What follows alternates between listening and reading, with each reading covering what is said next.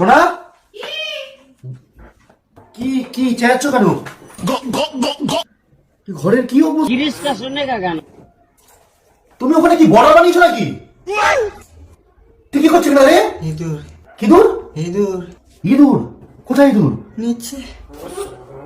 এর মনে খিদে মিদে লেগেছিল। ও তো বিরিয়ানি খেলো। কি বিরিয়ানি? কে কি বিরিয়ানি খেয়েছে? বাইগান তোমার বিরিয়ানিটাই তো ও খেলো। লেপেটটা আমার বিরিয়ানি খেয়ে নিয়েছে? হ্যাঁ, হাফে বেশি।